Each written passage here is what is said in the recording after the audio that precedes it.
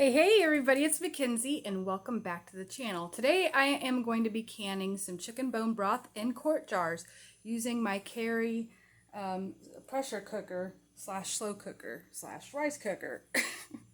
It's kind of like an Instapot, but it is the Carey brand. It is 7.5 quarts. I can fit 4 quart jars in there. And so let me show you about this process. First, let me talk about a little bit. This chicken bone broth has been in the slow cooker the first day on high.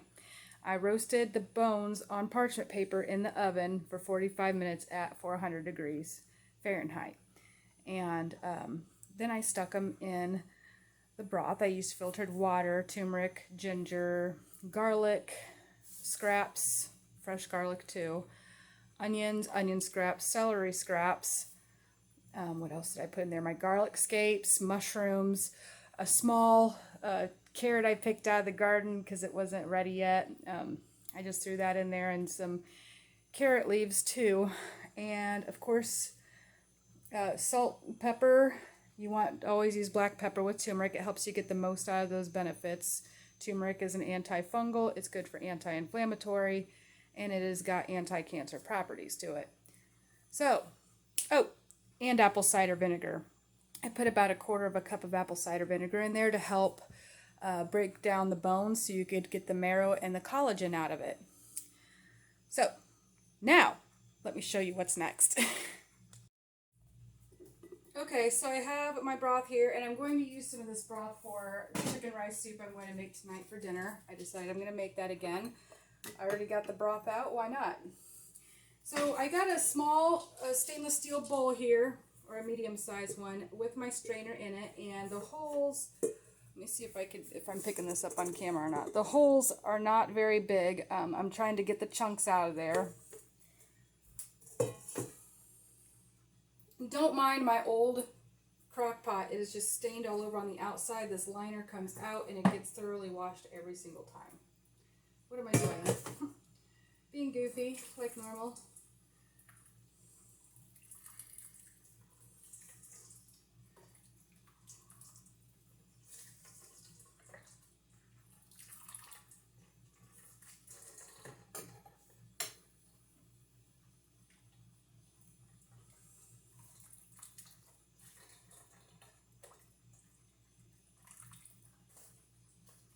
Alright, I'll pause this and come back when I'm done. I'm sure you don't need to watch me doing all that.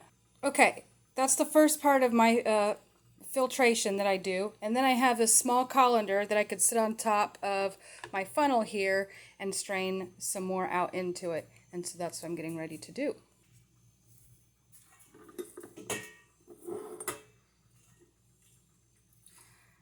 Now, you want to make sure you leave 1 inch of headspace. If you don't know about where 1 inch of headspace would be, let me show you one of these closer jars. It would be like at the bottom of this lip. I like to take my thumb from my knuckle to my thumb tip and double check that way. And as you can see, I don't know, hold on, let me check the camera. Yeah, as you can see, that's 1 inch of headspace.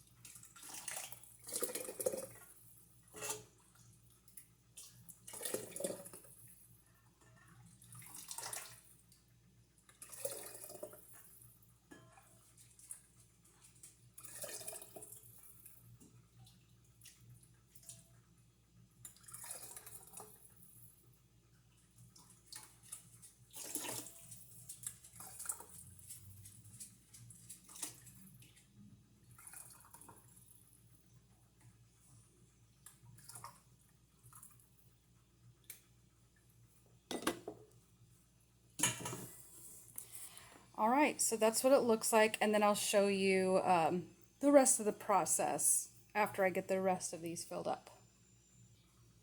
Okay, so I was only able to get 3 quarts out of that batch, which that's fine. I got more bones and scraps set aside and fresh ingredients for more bone broth, and I'll probably work on that this upcoming weekend. But for now, we're just going to go ahead and do these 3 quarts. So you want to get your white vinegar and a clean rag or a paper towel or something like that and wipe off all the rims to make sure there's no excess salt, gristle, fat, or anything to prevent those lids from not sealing.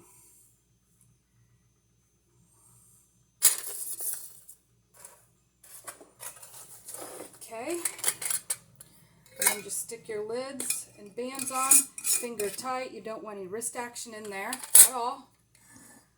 That means it's too tight for their own good.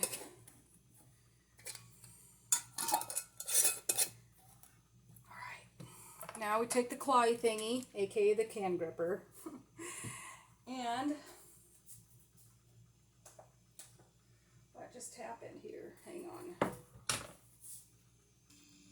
I accidentally unplugged the pressure canner, so now I'm going to show you how to operate the Carey brand.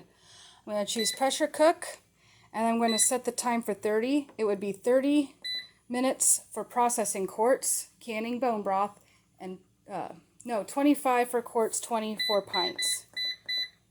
And then push start. And I do have my top here on exhaust, and if you are in a higher elevation, a higher altitude, there is a piece that goes up here, a little green piece for it's actually right here. It's a different one of these weighted tops. It's green, I remember it, but I don't need it, so I'm not sure what happened with it. Also remember, only a few inches of water at the bottom. You don't want it too full when pressure canning as opposed to water bath canning. I am also going to add a little bit of white vinegar to my water in here to help keep the jars looking better. It helps get the hard water stains, keep them from going on there, and it just puts out a better presentation for your jars. So now I am taking the can gripper, aka the clawy thingy, and I'm going to grip down here onto the jar, not at the lid, down here at the jar, or as close as I can get down there. Key is, do not hold on to that lid only. Stick it in there.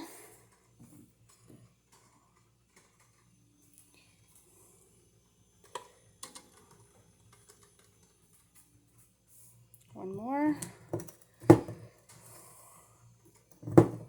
Whoa. Get a grip. Get a grip. All right. Now it's in there. So I then will shut my lid here and turn it over to close. And we will wait for this to build up some pressure. And just to let you know, before this accidentally got unplugged, I was pre-warming up the water. Since I am putting in hot product into my jar, into the pressure canner, I don't want those jars to bust. So I didn't let it boil. But I did make sure it was pretty good and steamy before I stuck the jars in there to help prevent cracking of the jars. So there's a tip for you. So we're going to let this come out, and I will show you when it starts coning, and then we'll put the timer on for 10 minutes. So I don't know how well you're able to see the steam coming out of there. That's called coning though, because it comes out in like a cone shape, like an upside down birthday hat. So now that it started doing that and it's looking pretty thick, I'm going to go over here and turn my timer on for 10 minutes. Excuse the dishes, I'm in the middle of doing dishes. Okay, timer, 10, start. Okay, yeah, I just got home from work, canning, cleaning, so pardon me. And then after 10 minutes, I'm going to put that on airtight and I'll walk you through the whole thing. The timer went off. Now I gotta come over here and pop the lid into the middle, which would be airtight. Either side is exhaust. And we'll let it build up pressure and the timer will start all by itself. So as you can see, it just beeped and started the timer all by itself. And when it's done, the timer will go off, make some more beeping noises, and I will know, and I will try to catch that for you. I'll be able to catch it better this time now that the timer's on. Versus me trying to catch it when, yeah, the timer turned on. And there it goes. I caught it this time. So now it is time to release. I will push stop. Release the pressure. And we'll let all that pressure go down and steam all out. And it's kind of loud, but it'll be all right. A couple minutes later, it is calming down. It's not quite ready to open the lid yet. And I do want to talk about a couple different, 2 or 3 different methods I've heard about this. One method says don't even release the pressure till the whole pressure canner has cooled down. Second one is leave the jars, you can open the lid, but leave the jars in there until it's done cooling down. And then there's third one where you could just take them out right away with the claw thing and just let them set. Honestly, I use every single one of those methods, and I don't have an opinion on which one works better or not. I think they all do. So just whatever your preference is, I would go with that, whatever you feel most comfortable doing. For this particular recipe, though, I'm going to go ahead and just open it up, let it set for a bit, and take it out. And there's no rhyme or reason why. It's just, this is how I'm choosing to do it this time. Like I said, I do not have a personal preference when it comes to this stage in pressure canning and getting ready to take the jars out. Alright, so it's been about 15 minutes. I'm hearing some tinging going on here, which means that my jars are sealing. So I'm going to go ahead and pop these bad boys out.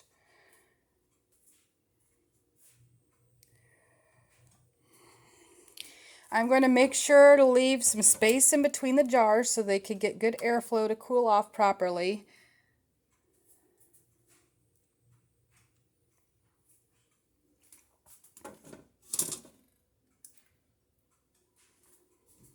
But I just love the color of homemade broth.